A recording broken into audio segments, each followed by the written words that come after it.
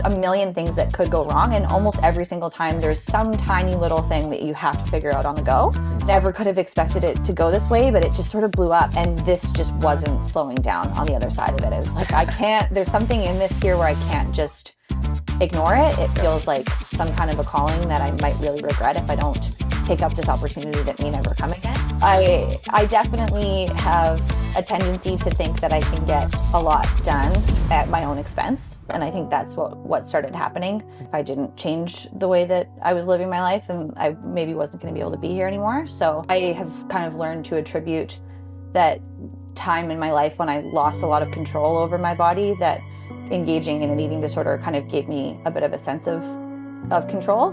Life is great. It's awesome, you know, and like, you don't need to worry. I know it feels really scary and awful right now, but like, life gets so good.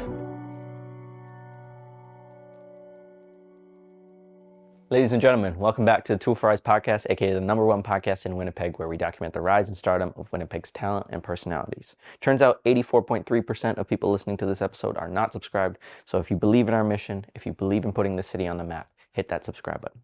Today, we have Sarah Howe on the podcast, a local chef and entrepreneur, the owner of Taste Winnipeg, an event program service and also a catering service that does events all across the city. We dive into her journey of living through an eating disorder and overcoming it and inspiring the youth of our city. If you gain any value or inspiration from this episode, please hit that subscribe button and we'll see you next week. We were saying earlier, you don't have to be here. Yes. But you are, and we respect you, and Yes. Thank you so much for coming. Absolutely. You can have a baby any day. Any day. Where do we start? Because there's so much things. We were just talking before we started this podcast about how you're involved in so many different things. You've got so many things going on back to back. If you had to describe yourself in like a sentence, what would you say? Oh, that's tough. I feel like that kind of sums it up a little bit, to be honest with you. Yeah. I like my life to be different every day. Mm-hmm. I like to keep things interesting and be involved in as many different areas as I possibly can. Mm-hmm. So I think that's kind of what I do. Yeah. And it shows your passion for what you do, right? Like, you could have a baby any day, and yes. you're still here on a Saturday morning sitting to us talking. Yeah. Where does this journey begin for you? I mean, where do we start? We know that once you sent over your bio that you were in the science and research world. Yeah. How did you translate over into the culinary world? Well, I mean, honestly, if you want to talk about where I guess it kind of started, I had a really bad eating disorder when I was young, mm-hmm. and I moved to Ontario in my early 20s to go to treatment.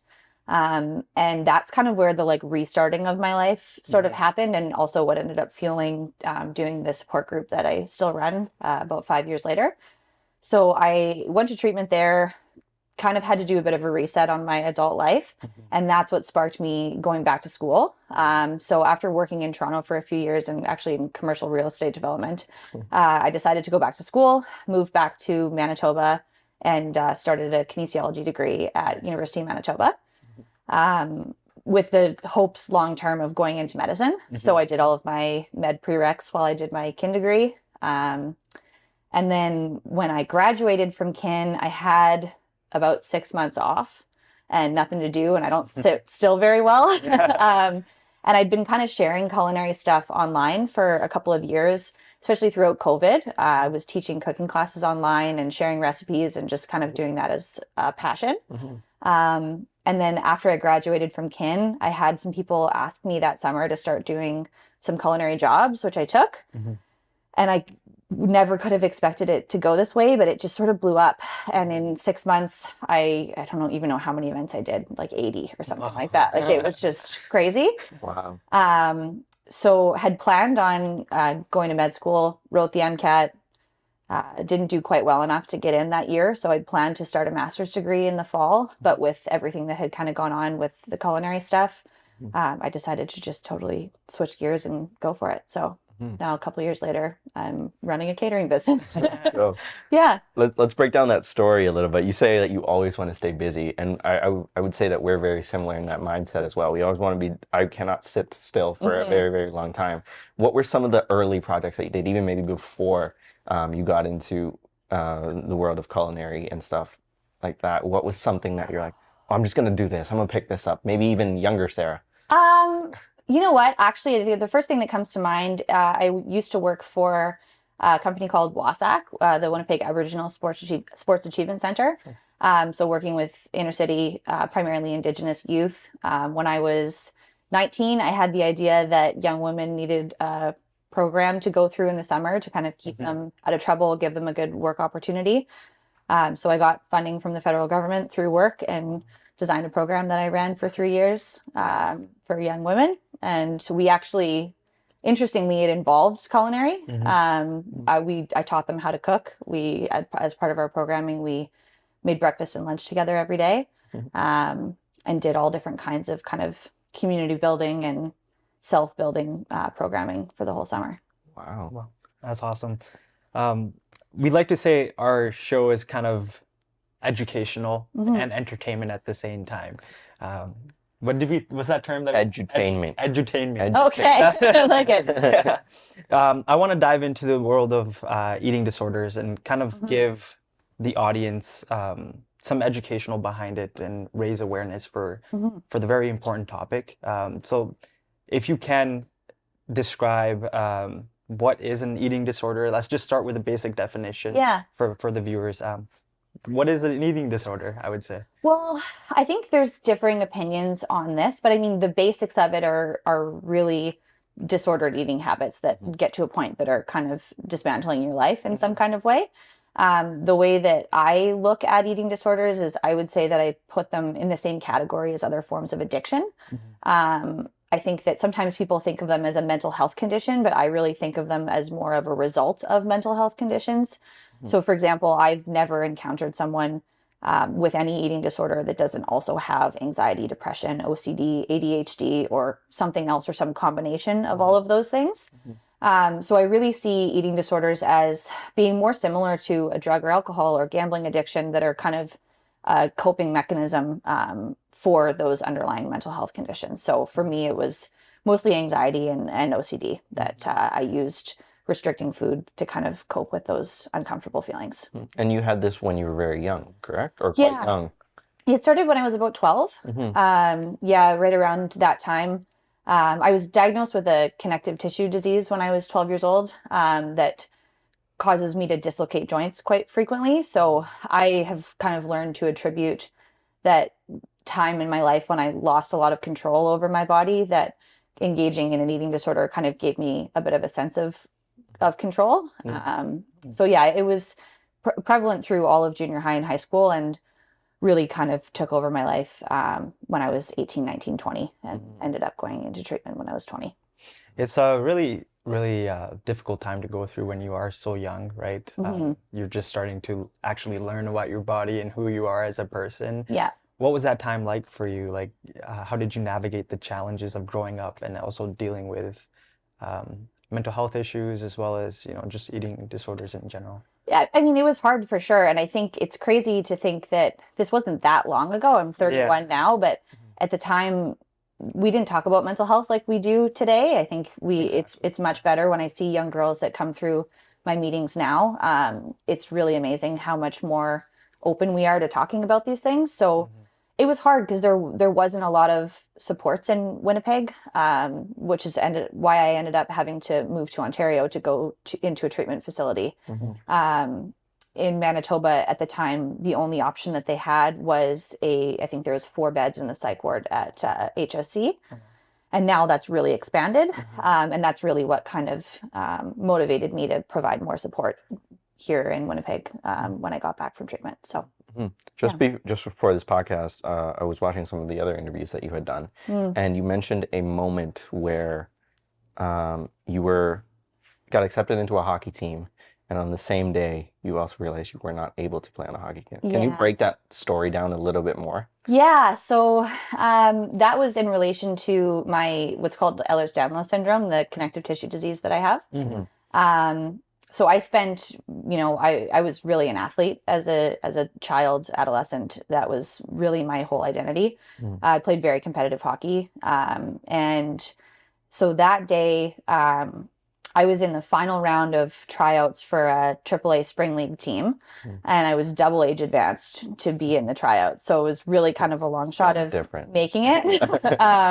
But I made it through to the final tryout, and in that tryout, I dislocated my hip on the ice, which is obviously not a lot of fun. And my parents weren't there. It was actually one of my mom's best friends, Marina, was there. She got me off the ice, took me home, and my doctor met me at my house and helped me figure it out. And he basically told me that day, he's like, you can't play anymore. It's too dangerous. You're gonna hurt yourself, kind of beyond repair if you keep at this.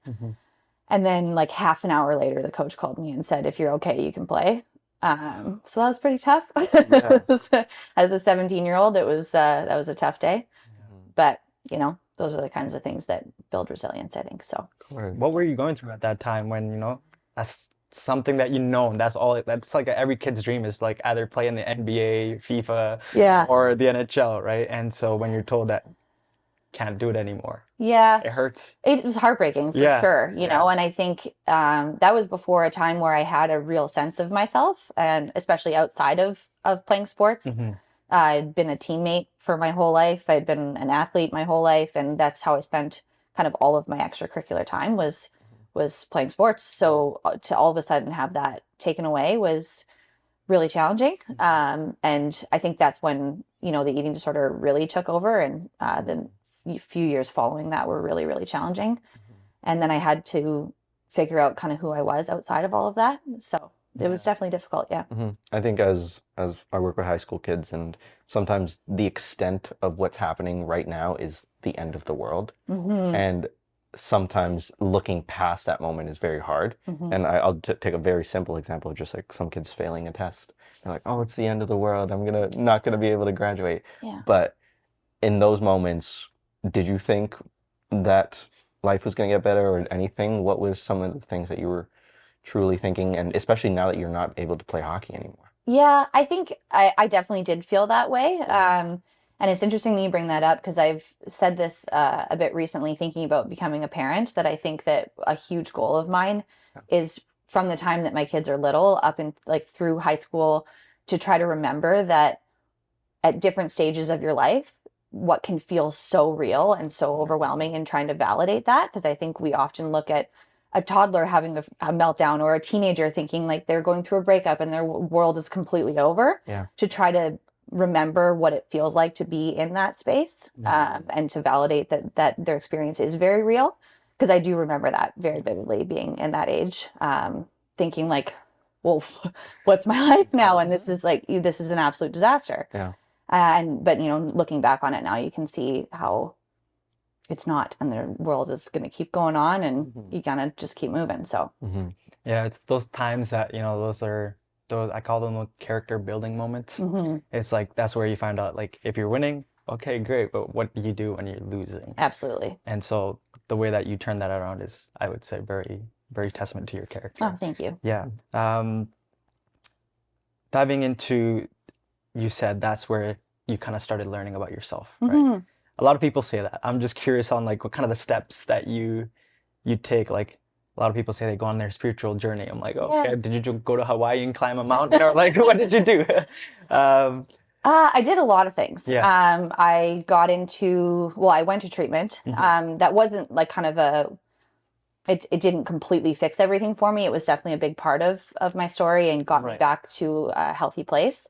But things got tough again after that. And then I ended up going into therapy very intensively, which is something I had never really done before. My parents had kind of tried to get me into therapy various times, and I somehow talked my way out of all of them. I'd have a therapist saying to my parents, like, she's fine. I don't know what you guys are talking about, because I just wasn't willing to be vulnerable and really get into what I was feeling. But I finally found a therapist that I still check in with monthly today, almost 10 years later. And that was a huge, huge piece of figuring things out for myself, learning how to talk about my feelings, figuring out who I was, why I did the things that I did, what were the feelings underlying my actions. So that was probably the biggest part of it for me. I did a 12-step program, which was life-changing for sure. Completely cut out all substances. I didn't drink, didn't use any drugs or anything for a long period of time while I kind of sorted out my feelings to allow me to have that clear headspace while I kind of worked through that. And then started giving back when I moved back to Winnipeg. I think starting the group was really huge for me. Getting very involved in the community and various charity efforts really humbled me, and on an ongoing basis reminded me how grateful I am for the life that I have. And I think that was really all kind of what put it together. That takes a lot of courage, especially coming from the way as something tragic happened in your life and having the resilience to be like, okay, I want to change and I'm going to change. I'm going to take these steps. And I'm sure those was a grueling couple of years. And was there a moment where you think, hey, maybe I'm not going to get out of this, or a very low moment throughout that? Yes, definitely. I would say the kind of like aha lowest moment for me was when I relapsed with my eating disorder after I'd gotten out of treatment. I had a sudden cardiac arrest when I was 22, I think. So like actually thought I was going to die. Had never been suicidal at all. So I think that was a really stark realization for me that if I didn't change the way that I was living my life, then I maybe wasn't going to be able to be here anymore. So that was kind of a very strong kick in the pants, I would say, for me. And that was what sort of jolted me into changing things. Yeah. Wow. That's a very tough thing to share. So Yeah. thank you Yeah, for being vulnerable about it. An open book, so whatever. Yeah. Where does that you've basically had a near-death experience. I'm sure it's like in the movies they're like all the memories are replaying back, and how did you turn that into, okay, let me start helping people? Because that's it takes a lot of courage for us, especially to be vulnerable with random strangers, and let alone try to help them. So where did that switch start for you? I mean, I'm a very spiritual person. Yeah. I was raised Catholic. I don't find myself being tied to any individual organized religion. It just doesn't really work for me. But I'm very comfortable with the terminology of God, and I think I did have a bit of a moment there where I felt God with me that kind of like saved me in a sense. Yeah.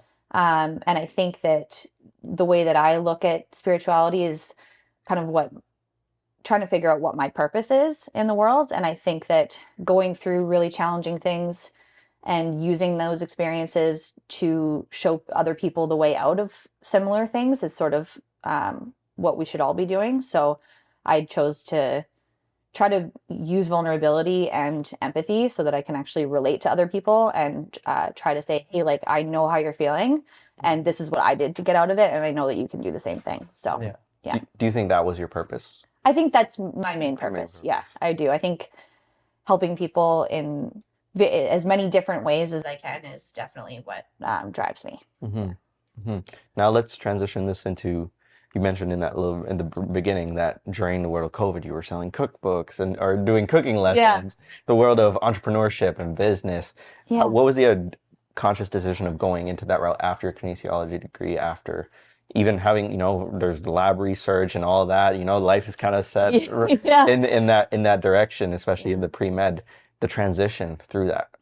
Well, I mean, it's a big transition for sure. I think it probably started because learning to cook for myself became a real act of self-care after restricting for many, many years and not having a good relationship with food. Learning the science behind nutrition and taking a lot of nutrition classes in university and learning how to take care of my body was really like an act of self-love for myself. So that's really where it started. And then it's fun for me. It's something that has always kind of come naturally and is a passion. So starting to share just pictures of things I was cooking and getting a lot of feedback on it. And as I said, I don't sit still very well. So during COVID, even just, the undergrad classes I was in wasn't really keeping me busy. And a friend of mine said, we can't go to restaurants. Why don't you do some sort of at-home cooking class? Just give somebody, give people something to do. So I just designed that and did about 6 of them throughout COVID, and that sort of grew a bit of a following on Instagram. And then I just had a friend ask me if I would cater a party for her, and she had someone take some pictures, and it just sort of, people just kept asking me. So I just felt like I got to a place where I'm like, okay, I had started a master's program. Wasn't very much fun, to be honest with you. I was in fluorescent lighting in a lab every day, you know, and it just wasn't making me feel very fulfilled. And this just wasn't slowing down on the other side of it. I was getting emails constantly, and can you do this event and this party, and will you cater my wedding? And I was like, I can't, there's something in this here where I can't just ignore it. It feels like some kind of a calling that I might really regret if I don't take up this opportunity that may never come again. So I was like, well, I could always go back to school. The dean at U of M said to me, she's like, you know, if you ever want to come back, we'll be here. So just go try it. So that's a hard decision to make, because, you know, when you have a path laid out and you know the end result, you know that, you know, hey, like maybe there's a job at the end of this, maybe I get to publish a paper and I pop off. Like it's a set defined road, where as turning right or left, it's the unknown. You don't know where it is. Totally. So taking that risk is it takes a lot of courage. Yeah. So what was that exact step? Like, were you just like, okay, screw this, I'm gonna do it? Or kind of, honestly, like, I think, and you're right, because the other thing is, like, I put a lot of work into getting to where I was, and, you know, my score wasn't quite good enough to get in, but it still wasn't a bad score. And I had my advisor say to me, you know, if you do this year master's program, you write the MCAT one more time, like, you'll get into med school. It's hard to say if that would happen for sure, but I'd put 5 years into studying and doing my undergrad. Studying for the MCAT, as you know, is no small job. Not at all. It's not definitely not an easy thing to be like, oh, whatever, I'm just going to put all these years of work aside and do something else. But I think what ended up kind of happening was I tried to do both, which is something I would do. I was, you know, very, very convinced. I'm like, I'm going to be able to do this master's program and just do some jobs on the side. So I did that for a couple months and pretty quickly realized that that was not going to work. So my husband and my best friend actually took me out for dinner one night, and we're like, what are you going to do here? Like, this is not working. You're going to have to make a choice to either give one or the other up. So I very hesitantly sat down with my parents, who I thought were going to be like, are you crazy? Like, you're going to be a doctor and you're going to start this company. Oh no. But they were like, okay, go for it. I'm like, really? They're like, we just want you to be happy. If this is what you want to do, you know, the right school always will be there if I wanted to go back. And they very quickly just said, yeah, I think you should go for it if that's what you want to do. So I went and sat down with my advisor, and they were very supportive. And I just left the program and did like 100 and something events in the next 6 months that followed, and now I'm here. So that short period between the business ramping up and then also school kind of just like staying there. Can you talk about like the day to day, what it looked like? It was, I definitely have a tendency to think that I can get a lot done at my own expense, and I think that's what started happening. And that actually, you know, happened once I was just doing the business. Like, I think that if there was 37 hours in a day, that would be great, and I would use every single one of them. But I just really got to a point where I was not physically or emotionally doing very well, because I was not sleeping enough, and I was, you know, going to the masters in the morning and then coming home and trying to prepare for an event and then doing the events on the weekends, and it was just like no breaks. And that's not good for anybody. So it's I'm slowly in that realization. Are you? I called him last week and I was like, I haven't slept in like a week. Like, it's not good. No. Which is why I asked, because I'm sure a lot of people in that transition period of, okay, this is a passion and I want to go this way, but my road is so set this way that how do I decide? And I'm almost asking you, how do you decide in that sense, like that unknown, like Archibald asked you earlier, but like the unknown, it's... Yeah, like I think it's just like I really just followed my gut. It 100%, was yeah. like I sometimes tend to overthink things, I think, and that's where I can get myself into trouble about what should I be doing. Um, and I try to just remember that like this is even circling back to like having a bit of a near death experience. This is the only life that we get to have. And you don't know how long it's going to last. And I think just trying to remember like what's going to make me the happiest, what's going to make me the best version of myself, what's going to allow me to have the most impact in the world, and then just kind of go with what the answers to those questions are. Yeah. What about your belief in yourself in terms of your mindset going in? Okay. I have a pretty strong belief in myself, to be honest with you. I get that. I get that. Yeah, I kind of have like a sometimes detrimental tendency to think that anything is possible and anything can be done and it's always going to be okay. Oh yeah. Optimistic. Yeah. Do you say that there's a whole thing of finding your purpose, or I honestly believe that we kind of create our purpose, and that whatever you do, whether you're going into the unknown, it's like an unpainted canvas, and you're taking a brush and you're painting the beautiful horse in the green grass. Yeah. And so, do you believe in that too, or do you know that? I mean, there's a whole spiritual side to it too, right? Where God can give you a purpose, and you're supposed to fulfill that purpose. But what is your belief on that? Do you think purpose is already preset for us, or is that something that we kind of develop and create our own purpose? I think it might be some kind of combination of the two. I think that we are spiritual beings and who we are at our core is kind of predetermined, but that what path we end up using those skills to take can be something that we decide on our own.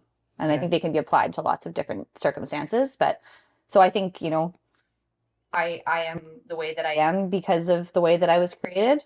But I think I could probably use the things that I've learned throughout my life to kind of create lots of different things depending on what I wanted. Yeah, and it's kind of like we use the terminology of dealing the hands or the cards you get dealt. And it's like you could look at your cards and say, why me? Or like, try me, right? Right, yes. And so it's just flipping the narrative of, okay, like I've been dealt these cards, let me start building something, or like, let me try to fix the cards that let me bluff. Yes. Yeah. I completely agree. I think, you definitely accepting fate is not something that I would buy into at all. Yeah. Would you say it's almost delusional optimism? Yes, I would. Yes. Going in. Yes. We're gonna take over the world. This is what the steps I'm gonna do, and it's gonna happen. Absolutely. And rightfully so. I would say from my perspective, it sometimes always works out. It finds its way to work out. Yes. Was there a moment or like a story that stands out, especially at the beginning of your the career, that you're like, oh my God, I can't believe this actually happened? Or I can't believe I got this event, or I can't believe this happened at this specific time. Yeah, I think I did the biggest event of my career just this past November. And I definitely felt that way. It felt like, I can't believe that I'm being trusted to do this. And I felt very grateful that this woman did kind of give me my first opportunity, because it's tough when people don't give you a chance if you've never done these things before, but then like, how are you going to get started to put that on your resume, right? So I definitely felt that way throughout the planning process, and especially the execution of this event. At the end, at end of the night, walking around, looking at everything that we'd done was kind of like, okay, this is crazy. Like, we can't believe we just did this, with like 13 staff and 200 plus people. And we did all of the event planning, all of the food, all of the bars, everything. Like it was, like never a year ago, never in a million years would have imagined that I would have done something like that. But again, I think it's speaking to living in an abundance mindset versus a scarcity mindset, and just always believing that anything's possible. You just got to try your best and, go for it. I want to dive into the event planning world, because Devo and Rob and myself, we tried to host an event this past December for our Pretty well. Yeah, no, it did go well. Yeah. It did go well. It was for our holiday video where we hosted a wrapping event. So we bought a whole bunch of presents to give away to the youth of our community. Amazing. And so we asked our previous guest on the podcast to come and help us wrap. And that day, I wasn't there for that day, but I know that Devin and Robin were kind of stressed. I mean, you could probably So speak on I'm that. just gonna say, like, I don't know how you do it, to be honest. I don't know. Even just you mentioned the numbers, like 13 people staff, 200 people, like, Yeah. and you're owning the thing. It was me, Devo, and our good friend Kayla just run it, and I was stressed. Yeah. I can't imagine what you go through. Can you talk about Yeah. what the events look like and how Yeah. like event day is? It's definitely stressful. And I think Yeah.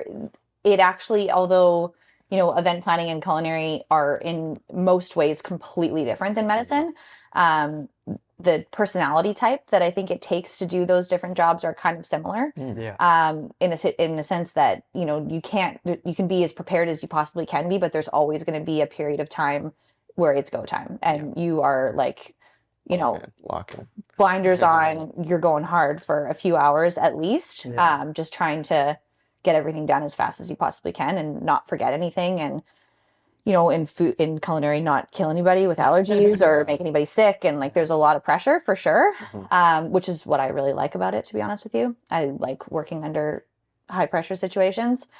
So it is like, it's definitely stressful. I would say an event like we just spoke about, one of the higher ones for sure. But even my last event yesterday, it was, it's 10 hours of adrenaline and feeding 100 plus people and then it's over and you kind of crash, but it's a bit of a rush and it's what I really enjoy about the job. So Yeah, because you're not just leading yourself. Like this is your brand, right? This is your something that you work for a long period of time to get to where it is. But you're also leading 13 people in your staff. Yeah. Right? And so if they see the leader fall apart and Yeah. like, oh, holy shit, what am I doing? Right. Running around with their head cut off, like the team's gonna follow that same pattern. So how do you manage that in an event where, let's say the eggs are not cooked right? They're scrambled instead of sunny side up. Like, what do you do? Well, I mean, honestly, I do think that some of it is just the way that we're wired. I think, a lot of my staff are similar to myself. And I've seen some people that have worked for me really struggle sometimes, where things get really high pressure and you're either going to kind of crumble or you're just going to figure out a solution. Yeah. There's almost never an event, big or small, where there's not some small something that happens, or maybe something kind of big that happens. You forgot to bring something with you, because keep in mind the kind of events that I do, we're not prepping and doing all of our prep work in the same place that we're doing the event. We're doing all of our prep in a kitchen somewhere, and then we're packing everything up with us, all of the plates, all of the service stuff, all of the food, all of the signage, everything, and bringing it with us to the location and doing everything there. So chances of forgetting something pretty high, or of an oven not working, or of, just there's a million things that could go wrong. And almost every single time there's some tiny little thing that you have to figure out on the go. So it's really just about trying to stay calm as best as possible and just keep that mindset of like, there's always a solution. There's always a way there's always a store close by, or there's somebody that can help out, or you just think of another way around it and you just stay calm and figure it out. I might put you on the spot here, but is there a story that sticks out that of like the high pressure moment? I apologize. No, that's okay. I mean, the most recent thing that happened, there's sometimes when I send staff to go and do an event without me, because maybe we have 2 events booked in one day. So I'm somewhere else and I've sent a couple chefs to go do a dinner without me. And a couple of months ago, I didn't send the pasta. Like literally, like she was there and she's like, did you pack? She calls me and she's like, we're doing a pasta main and I don't see any pasta here. And I was like, okay. So, on DoorDash, how quickly can I get spaghetti to this person's house? And like, I know the address. I'm like, it'll be at the front door in 10 minutes, like that, those kinds of things. So yeah. How do you think on the feet that quick, or like on your feet that quick? Is it just like you've been trained to do this, or Just built different? just built different? I guess so. I don't know. I think when it's my business and my reputation's on the line and I have clients that I really care about providing an experience to, I just sort of switch on and it's like, what can be done here? There has to be a way to make this better. And there always is, it's probably easy sometimes to just be like, oh my gosh, well, this is a mess and what are we going to do? But I just think there's pretty much always a solution. So you mentioned the personality trait of going into medicine is very similar to what you were just saying in terms of working under pressure, what other traits do you think also play a part? I think like time management skills. I mean, yeah, I think primarily it's going to be like working under pressure is the number one thing. My therapist actually said to me when I told her that I was going to go into this instead, she had always said that I should be an emergency room doctor. And I explained to her, she's like this 80-year-old woman that she's hilarious and she's very gruff and says things just exactly how she feels. And I explained, okay, I think I'm going to be a chef instead. And she was like, well, that also works. And I was like, okay. Thanks for the Yeah, and she's like, same kinds of skills, Nice. Yeah, and I think just attention to detail, and really thinking about the people that you're dealing with in a really detailed way. So, yeah. Can you compare the major events to your first event and the lessons that you've learned throughout that? Oh my gosh, my first event was for my little sister's best friend's graduation party.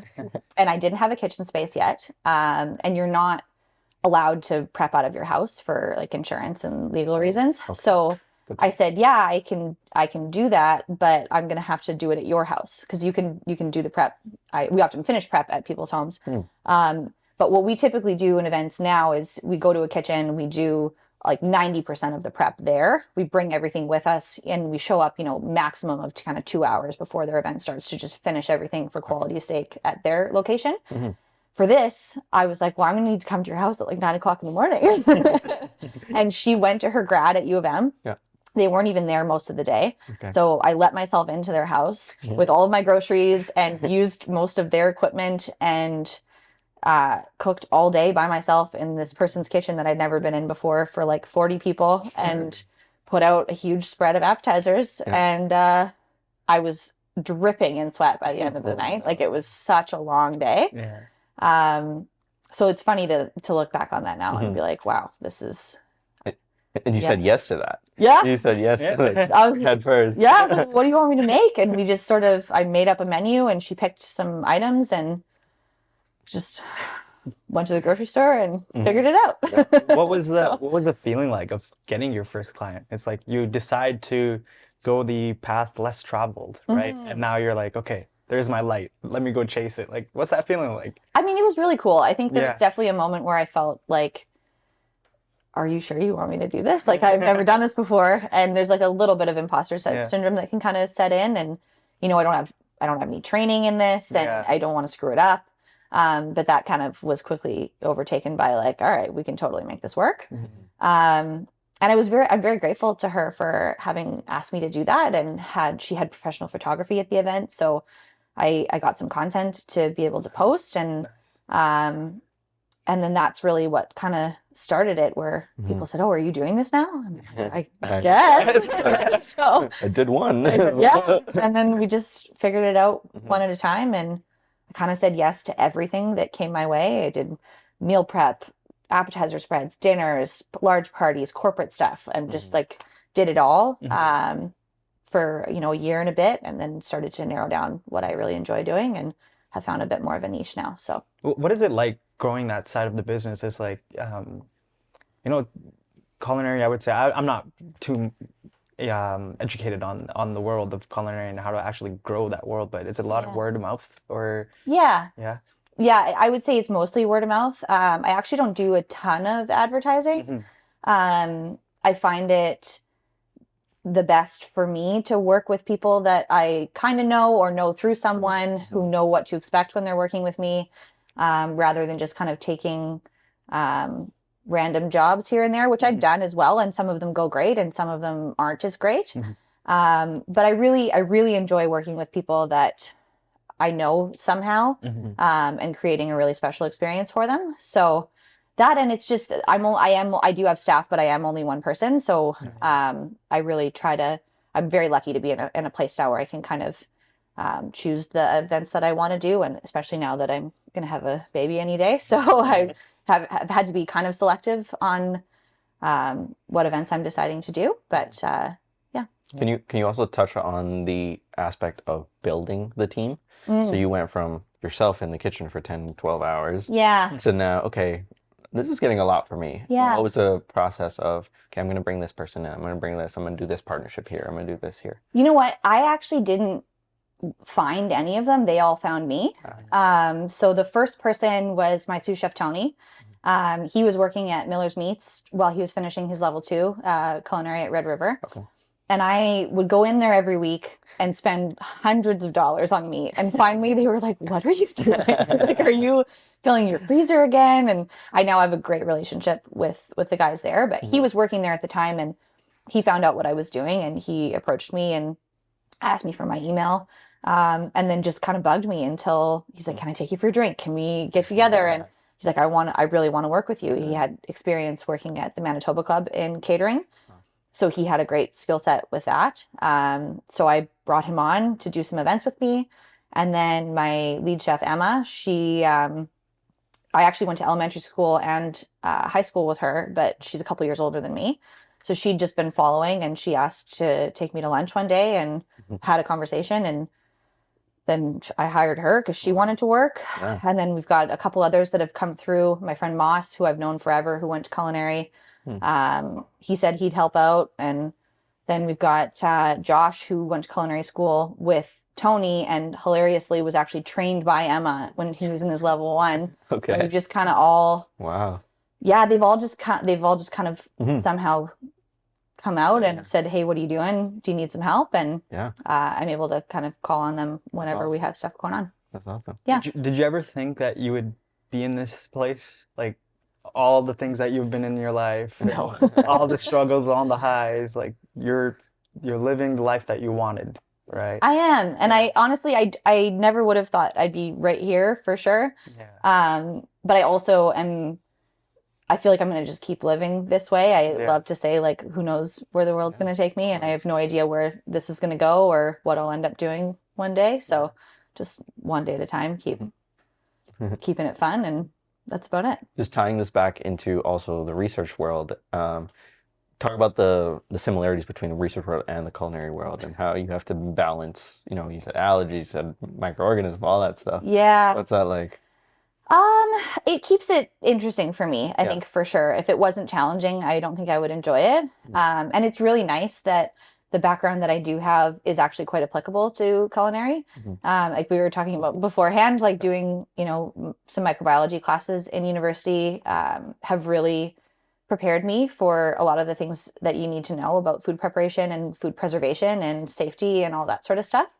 Obviously, I did my food handler's license and stuff as well, but to have that kind of deeper knowledge of how microorganisms work. And if you've taken microbiology, you know that they often use food examples to explain things. So interesting to be able to apply that to what I'm doing. I think about chemistry all the time because cooking is chemistry, and it's fun to have that kind of in the background of my mind when I'm putting salt in water and understanding what it's doing and those kinds of things. Doing a titration of a chicken. I love titrations. Yeah. You're the first person I met that loves titration. Really? Yeah. I loved them. I thought they were, once I got it, I was like, okay, these are fun. Yeah. Mine always went over the top. Yeah. It just turned purple. I'm like, oh, I screwed it up. Yeah. Let's do it again. Yeah. Only a few people listening will understand what I'm talking about, but totally. That's okay. Also, touching into the future of what you've created. Yeah. Where do you see this going, and where do you see the world in the culinary space going? Well, I see the business really going in the direction of doing larger events. Right. That's really what we've kind of narrowed in on as being what we really enjoy doing. And it's my favorite kind of event to do, especially doing events where we're not just doing the culinary. I really enjoy doing the event planning and the tablescapes and the design and all of that stuff as well. So I think that I will probably continue to do some small things here and there for clients that I really love, and for family and friends and that sort of stuff. But I do see it being more of a larger events business. And sort of my main priority in the next calendar year is to really develop the charitable portion of our business. So a good friend of mine, Trisha, she runs a couple of not-for-profits already. And her and I have been working on this plan for quite some time to create a branch that we're going to call Taste Community Meal Partnership. And now that, we've got our own kitchen space that we'll take possession of in a couple of months, that we'll have the opportunity to start that, where we can, use our platform to collect donations and use some of our income to be able to provide meals on a regular basis to people in food insecure situations. So that's really where a big part of where I see it going. That's awesome. That's beautiful. You're spreading love. Trying, yeah. You're spreading love. Yeah. You're also going through a major transition in your life. You're about to have a baby anytime soon. Yes. What does that feel like? It's exciting. Yeah. It's really exciting. Yeah. It's still, I don't know that it's fully hit me yet. I think some days I'm like, oh my God, this is about to get really, really different around here. Yeah.